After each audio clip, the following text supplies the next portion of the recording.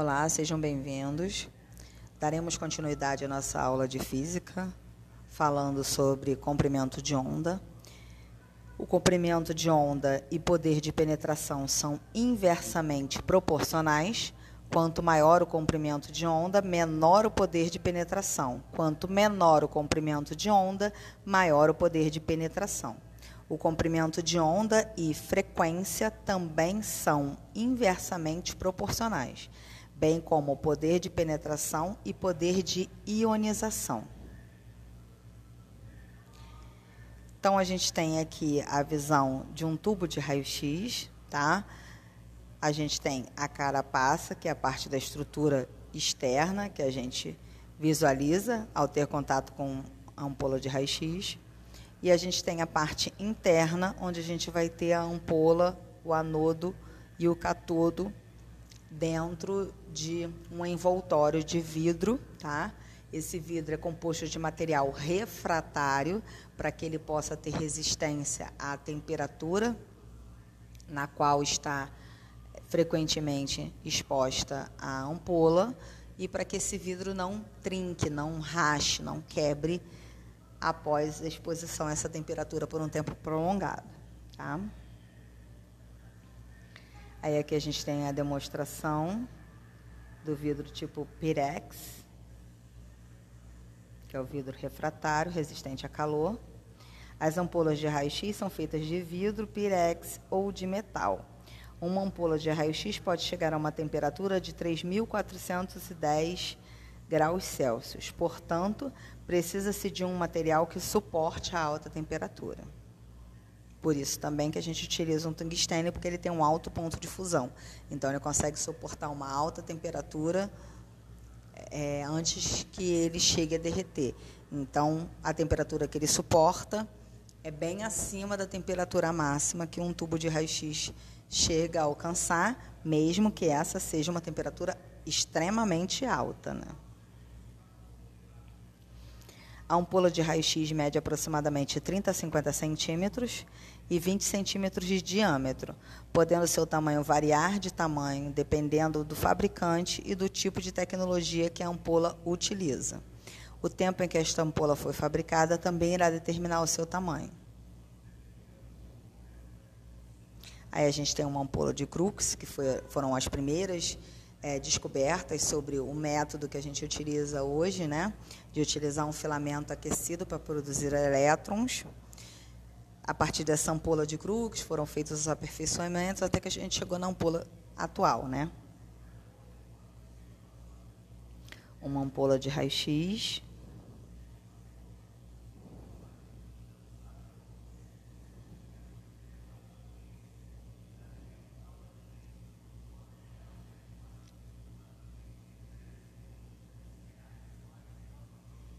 Aqui a gente tem o circuito. O filamento produz os elétrons se direcionam ao anodo rotatório e o anodo direciona esse feixe de radiação para a janela de ejeção.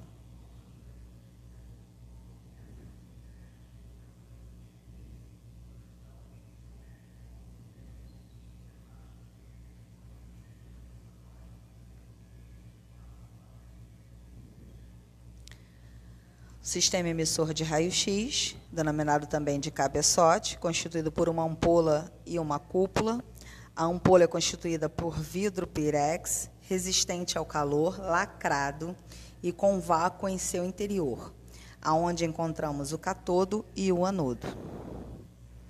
O catodo é responsável pela liberação dos elétrons, é constituído por um ou dois filamentos de tungstênio, sendo o maior relacionado ao foco grosso e o menor ao foco fino. Se localiza no interior de um corpo raso denominado coletor eletrônico. Então, esses dois filamentos, que a gente cita aqui como foco grosso e foco fino, era onde a gente fazia a seleção para poder determinar qual ia ser a base de cálculo da técnica que a gente iria utilizar, tá? Como assim? A gente basicamente dividia da seguinte forma: o foco grosso era para partes moles estruturas com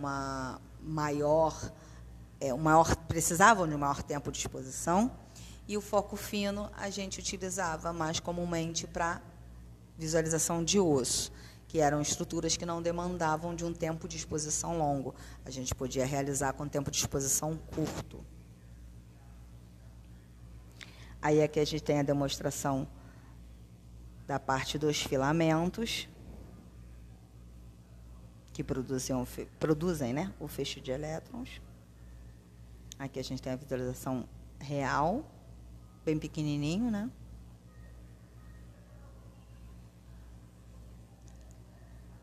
O cátodo e o anodo, bem próximos um do outro. O cátodo, novamente. Um esquema funcional dos dois.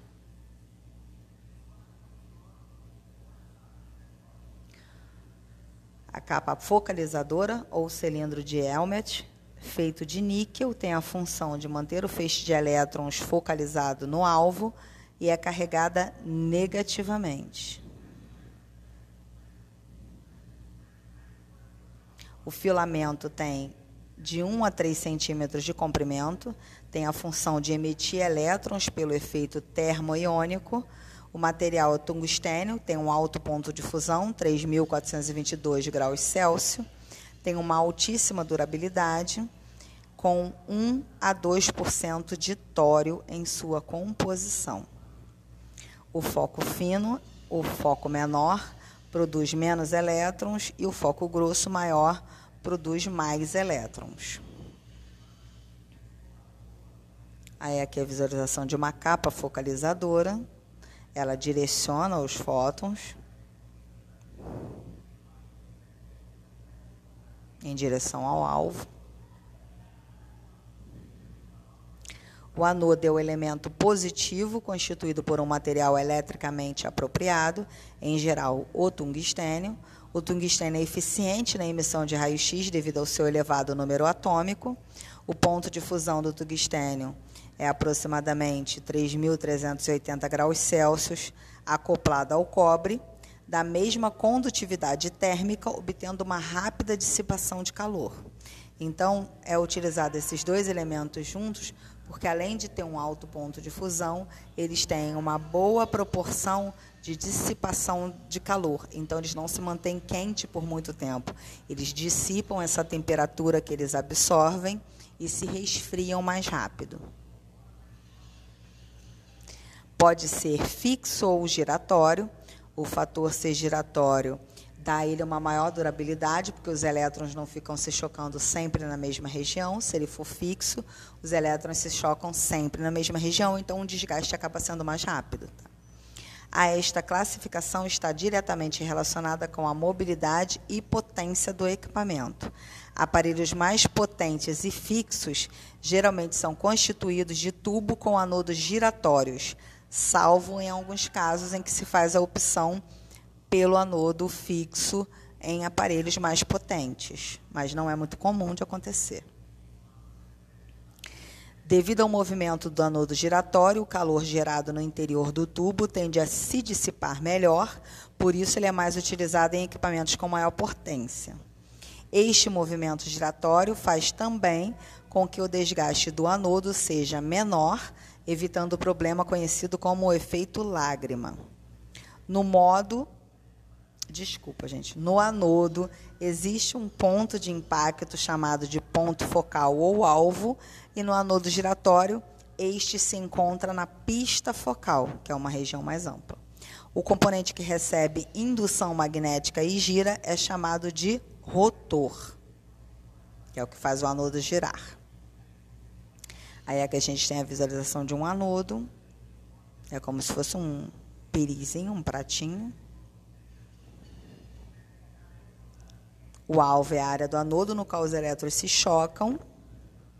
Aí a principal diferença entre o anodo fixo e o giratório.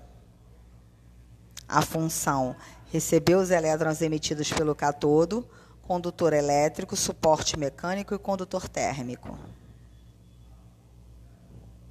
É uma placa metálica de tungstênio ou molibdênio nos mamógrafos, possui uma angulação com o eixo do tubo, capaz de suportar altas temperaturas, ponto de fusão de aproximadamente 3.410 graus Celsius. Os pré-requisitos para o anodo são alto ponto de fusão, alta taxa de dissipação de calor, alto número atômico. A eficiência na produção do raio-x é diretamente proporcional ao número atômico dos átomos do alvo.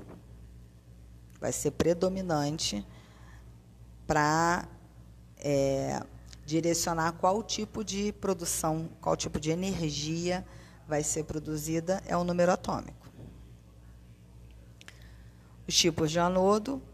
O anodo fixo, em geral, possui corpo de cobre e tungstênio, com ponto de impacto dos elétrons chamados de ponto focal. Então, o ponto focal é só no fixo. O giratório possui um diâmetro de 70 a 200 milímetros, possui um eixo de cobre ou molibdênio com cobre. O ponto de impacto dos elétrons é chamado de pista focal, tá? Aqui está ponto focal, mas é pista focal. Um anodo fixo é bem menor. A angulação do anodo, o tamanho do ponto focal, o efeito talão. Conforme diminui o ângulo do alvo, diminui também o ponto focal efetivo. Diminui a região onde os elétrons vão se chocar contra o anodo. Ó, uma rachadura no ponto focal, o desgaste na estrutura devido ao choque de elétrons. O rotor recebe a indução magnética e gira o anodo a uma frequência de aproximadamente 3.400 até 10.000 rotações por minuto, podendo variar de acordo com a marca e o modelo do aparelho.